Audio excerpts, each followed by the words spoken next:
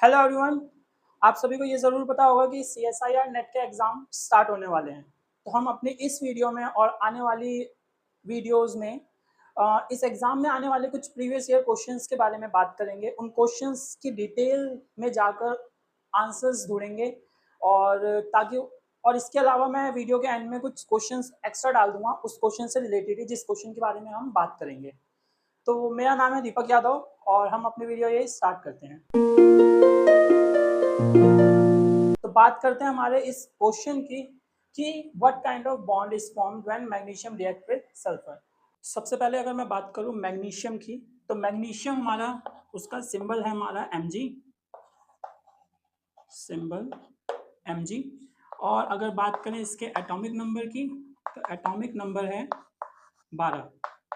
Atomic number ऐसा सोचिए कि सीरियल नंबर है जिसके अकॉर्डिंग इनको हमने पीरियोडिक टेबल में लगा रखा है 1 2 3 4 करके। तो ये 12 नंबर पे हमारा मैग्नीशियम आता है और इसकी फिर हमने इलेक्ट्रॉनिक कॉन्फ़िगरेशन लगा रखी है, इलेक्ट्रॉनिक कॉन्फ़िगरेशन जो कि होती है 2 8 2। अब इसको अगर मैं डिटेल में बताऊं, आप ऐसे सोचिए कि अगर ये मैग्नीशियम है बीच में, तो इसके आसपास जो है कुछ इस तरीके से इलेक्ट्रॉन्स जो होते हैं वो रिवॉल्व करते हैं चारों तरफ, ठीक है। तो जो फर्स्ट वाला शेल होता है उसके अंदर सिर्फ 2 इलेक्ट्रॉन रिवॉल्व कर सकते हैं जो कि 2 हो गया। फिर इसके बाद जो है नेक्स्ट वाले में टोटल 8 इलेक्ट्रॉन्स रिवॉल्व कर सकते हैं। तो हमने नेक्स्ट वाले में 8, क्योंकि इसके 8 से ज़्यादा नहीं हो सकते, 8 से कम हो सकते हैं लेकिन 8 से ज़्यादा कभी नहीं होंगे। तो 2 और 8 टोटल इलेक्ट्रॉन्स हो गए 10। अब लास्ट में कितने बच गए 2 और, तो मैं यहाँ पे 2 इलेक्ट्रॉन और रख दूंगा, ठीक है। तो इसलिए इसकी इलेक्ट्रॉनिक कॉन्फ़िगरेशन हो जाती है 2। और अगर थोड़ा डिटेल में जानना है तो एक वीडियो इसके ऊपर बनी हुई है कि हमारे पास एलिमेंट्स हैं 1 से लेकर 20 तक, उनको कैसे लर्न करना है, उनकी क्या इलेक्ट्रॉनिक कॉन्फ़िगरेशन होती है, एटॉमिक नंबर, एटॉमिक मास। वो इस वीडियो के डिस्क्रिप्शन में मैं डाल दूंगा, तो एक बार उसको चेक कर सकते हैं अगर आपको लगता है ज़रूरी है तो, ठीक है।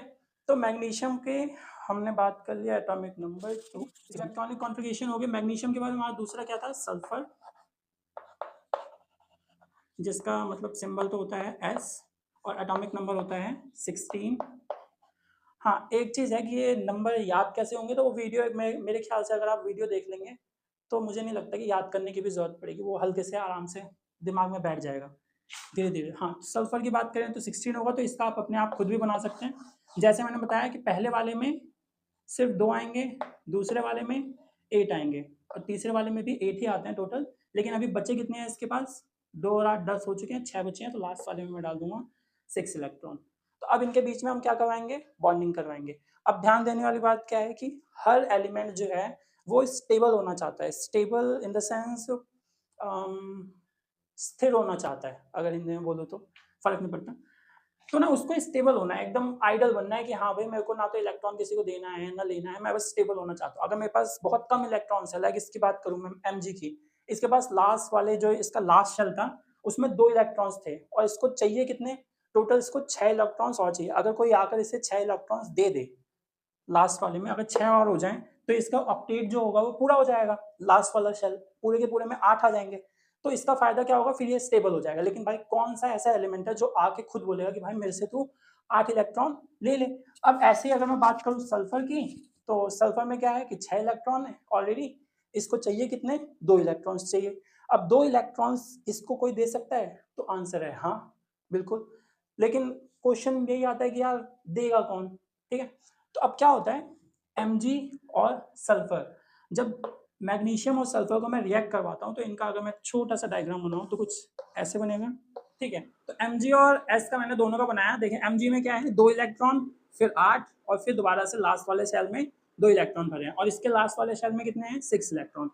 तो बात करूँ अगर Mg की थोड़ी सी डिटेल अगर और डालें तो Mg जो है वो बोलेगा मैं 2 इलेक्ट्रॉन अपने दे दूंगा। अगर वो दे देगा तो क्लियरली एकदम स्टेबल हो जाएगा। तो वो क्या करता है, 2 इलेक्ट्रॉन अपने दे देता है और उसके ऊपर जो चार्ज लग जाता है, जब भी कोई एटम या फिर एलिमेंट, आप एटम बोलेंगे ज़्यादा बढ़िया है, जब भी कोई एलिमेंट अपने इलेक्ट्रॉन्स को किसी को देगा या फिर किसी से लेगा, अगर किसी को देगा, जैसे कि आपने किसी को पैसे दे दिए तो आपका क्या होगा, एक तरह से समझ लीजिए कि प्रॉफिट होगा क्योंकि अगला बंदा आपको वापस देगा।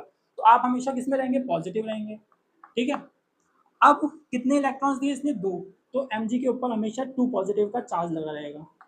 क्योंकि ये अपने 2 इलेक्ट्रॉन्स को देने के बाद कैसा हो जाता है, स्टेबल हो जाता है। लेकिन अब इसका नाम भी बदल जाएगा। जब ये Mg था, नॉर्मल Mg था 282 के साथ, तब इसको हम बोल रहे थे एटम। लेकिन अभी ये Mg2+ हो गया, इसके ऊपर एक चार्ज आ गया है, तो इसका नाम अब हम बोलेंगे, इसको हम बोलेंगे आयन, ION। ठीक है, जब भी किसी एटम पे चार्ज लगता है हम उसे आयन बोलते हैं। अब बात करते हैं अपने सल्फर की। तो सल्फर जो है, अब हम ध्यान से देखें, या तो ये क्या करे कि अपने 6 इलेक्ट्रॉन पूरे के पूरे दे दे, या फिर किसी से 2 इलेक्ट्रॉन्स ले ले। तो ज्यादा बेटर जो ऑप्शन लगता है इसको, वो क्या लगता है कि ये 2 इलेक्ट्रॉन किसी से ले ले। तो अगर S है और वो किसी से इलेक्ट्रॉन्स ले रहा है, ठीक है, तो वो किस में जा रहा है, घाटे में ही जा रहा है, क्योंकि उसे उधार देना पड़ेगा ना वापस, हालांकि देता नहीं है, वो बस समझाने के लिए था। तो इसके ऊपर चार्ज लग जाएगा नेगेटिव का, क्योंकि इसने इलेक्ट्रॉन्स को लिया है, अपना खुद का नुकसान किया है लेकर, ऐसे समझ लो। ठीक है, अब चार्ज कितना लगेगा, जितने ये इलेक्ट्रॉन्स किसी और से ले रहा है। 6 ऑलरेडी है इसके पास, 2 इलेक्ट्रॉन्स चाहिए, तो इसके ऊपर चार्ज लग जाएगा 2 नेगेटिव का, और ये भी हमारा क्या बन जाएगा, एक आयन बन जाएगा। ठीक है, तो S जो है वो 2 इलेक्ट्रॉन्स इसको चाहिए, Mg जो है वो बोल रहा है कि मेरे को 2 इलेक्ट्रॉन्स किसी को देने हैं। तो ये क्या करते हैं, 2 इलेक्ट्रॉन्स जो हैं इधर से इधर ट्रांसफर कर जाते हैं, जैसे ही मैं इन दोनों के बीच में एक रिएक्शन करवाता हूँ। तो ये कुछ ऐसे समझ लीजिए कि Mg2+ की रिएक्शन कराई मैंने S2 नेगेटिव के साथ, तो हमें मिल गया MgS। ठीक, क्योंकि ये दोनों तो आपस में जाके, इसने 2 इलेक्ट्रॉन उसको दे दिए, उसने इसके साथ, और ये जो बॉन्डिंग बनी, जो हमारा क्वेश्चन था, ये किस टाइप की बॉन्डिंग बनेगी, तो बॉन्डिंग हमारी बनेगी ionic bond, ion plus IC, ionic bond. ठीक है, आयनिक बॉन्ड क्या होता है, अब इसके बारे में जान लेते हैं। ठीक है, लिख के बताता हूँ। ठीक है, अब याद रखना, आयनिक बॉन्ड जो हमने अभी अभी किया था, जिसके अंदर इलेक्ट्रॉन्स पूरी तरीके से ट्रांसफर हो चुके थे, अब Mg को कोई लेना देना नहीं है उसके इलेक्ट्रॉन्स के साथ। ठीक है, तो आयनिक बॉन्ड में होता है ट्रांसफर ऑफ इलेक्ट्रॉन्स, और यहाँ से इलेक्ट्रॉन्स का ट्रांसफर होता है, इलेक्ट्रॉन का भी हो सकता है। कोवेलेंट बॉन्ड में क्या होता है, sharing of electron, sharing of electron. हमारा कार्बन की अगर मैं बात करूँ ना, कार्बन का जो एटॉमिक नंबर होता है वो होता है 6, फॉर एग्जाम्पल बता रहा हूँ, और उसकी इलेक्ट्रॉनिक कॉन्फ़िगरेशन होती है 2 4, यानी कि 2 पहले वाले में है और 4 जो है वो लास्ट वाले में। तो या तो ये 4 इलेक्ट्रॉन किसी से लेगा या 4 इलेक्ट्रॉन किसी को देगा।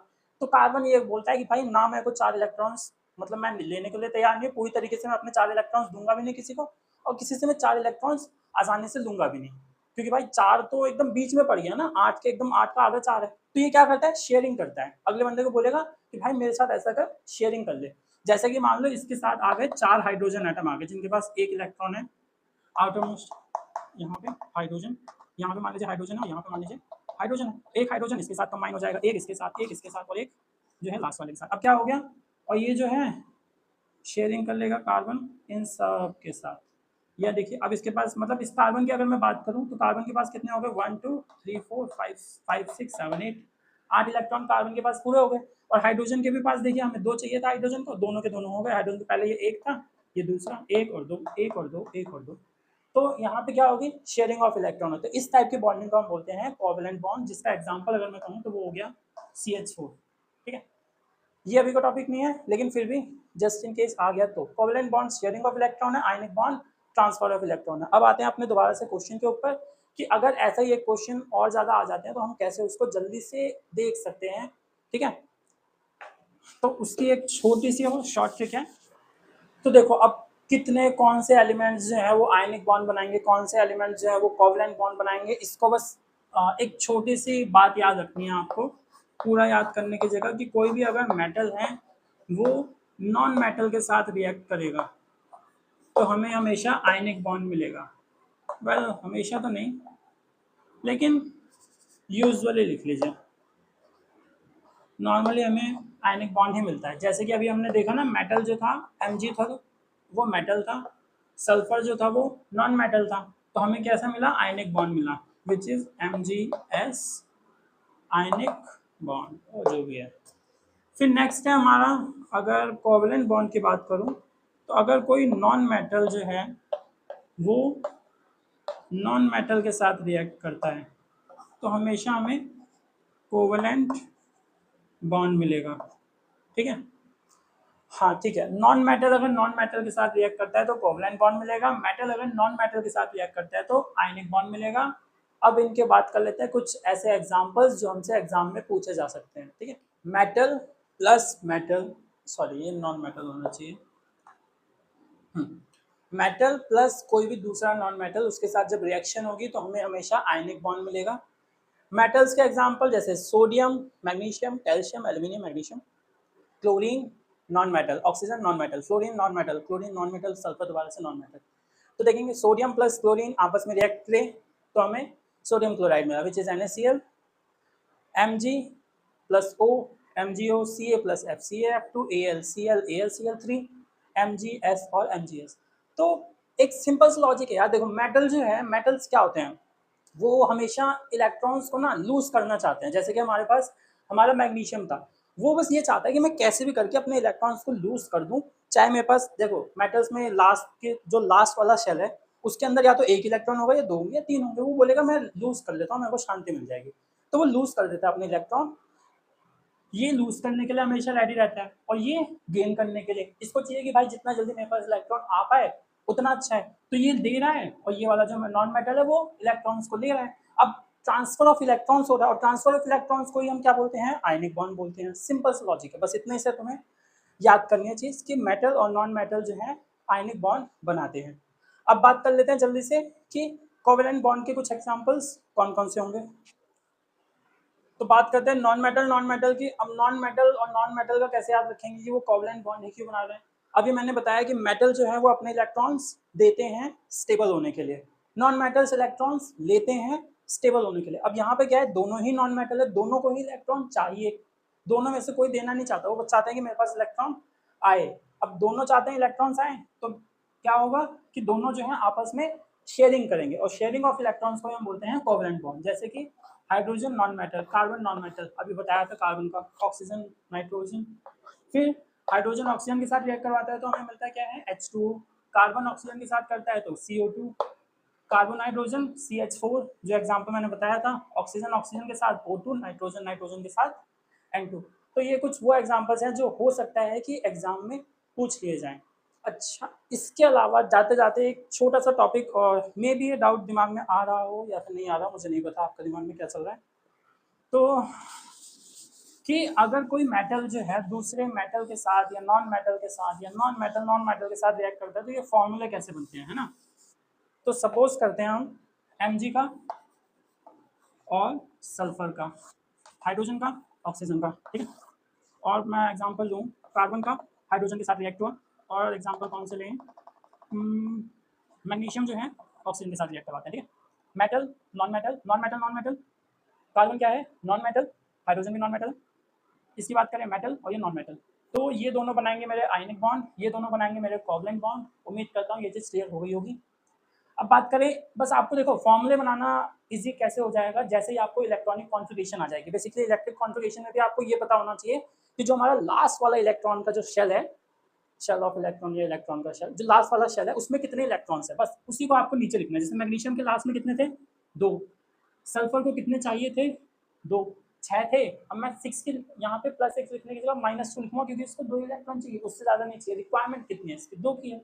हाइड्रोजन 1, और ऑक्सीजन के लास्ट में कितने होते हैं, और ऑक्सीजन की अगर मैं बात करूँ, इसकी जो एटॉमिक नंबर होता है वो होता है 8। तो इलेक्ट्रॉनिक कॉन्फ़िगरेशन क्या हो जाएगी, 2, 6। अब 6 है इसका भी, तो इसे भी 2 इलेक्ट्रॉन्स चाहिए होंगे, तो ये भी 2। फिर बात करें कार्बन की, हमने देखा था 4 है, हाइड्रोजन का 1 है, मैग्नीशियम का 2 है, ऑक्सीजन का भी हमने देखा 2 इलेक्ट्रॉन चाहिए, 2। बस और कुछ नहीं करना। अब इनको आपस में क्रॉस मल्टीप्लाई कर दो, Mg2 के साथ गया, S2 के साथ गया, तो ये Mg2 S2 के जगह इन दोनों को मैं काट के 1 1 कर दूं तो ये हो जाएगा Mg1 S1, तो 1 लिखने की जरूरत नहीं होती, तो Mgs इसका फॉर्मूला बन जाएगा। H2O को भी ऐसे करें तो H के साथ जाएगा 2, O के साथ जाएगा 1, तो 1 लिखने की जरूरत नहीं होती, तो H2O फॉर्मूला इसका। CH4 की बात करें, अब तो आसान हो गया होगा, CH4 C1H4। MgO की बात करें तो इसमें भी देखिए दोनों के दोनों कट गए 1 1, तो MgO, ठीक है। एक और एग्जांपल मेरे दिमाग में आ रहा है, एग्जांपल है एल्युमिनियम और क्लोरीन का। एल्यूमिनियम का एटॉमिक नंबर होता है 13 यानी कि 283। अब ये 3 इलेक्ट्रॉन्स किसी को देगा, इसका मतलब इसी से पता चल रहा है कि ये मेटल है, इसके ऊपर 3 प्लस का चार्ज लगता है। ठीक है, प्लस की जरूरत नहीं है, हमें फॉर्मूला बनाना है सिर्फ। क्लोरीन का होता है 17 विच इज 287। 10 तो ऐसे ही हो गए, 7 बचे, 7 के साथ। अब ये एक इलेक्ट्रॉन किसी से लेना चाहता है, इसको मिल जाए तो इसके ऊपर चार्ज आ जाता है 1 का, वो भी नेगेटिव चार्ज क्योंकि ये किसी से ले रहा है। ठीक है, बस इन दोनों को क्रॉस मल्टीप्लाई करेंगे तो ये बन जाएगा Al फिर Cl3। ये कुछ एग्जांपल्स थे जो कॉमनली हमें दिख जाते हैं हमारे एग्जाम में या फिर रियल लाइफ में जब भी हम केमिस्ट्री करने के लिए बैठते हैं। तो I hope this video helps you and now ठीक है, वीडियो खत्म करते हैं और जाते जाते मैं कुछ क्वेश्चंस आपको एमसीक्यू के रूप में देके जाता हूँ, चेक करिए कि कितने क्वेश्चंस आपसे हो पाए हैं। तो मिलते हैं नेक्स्ट वीडियो में, तब तक के लिए बाय।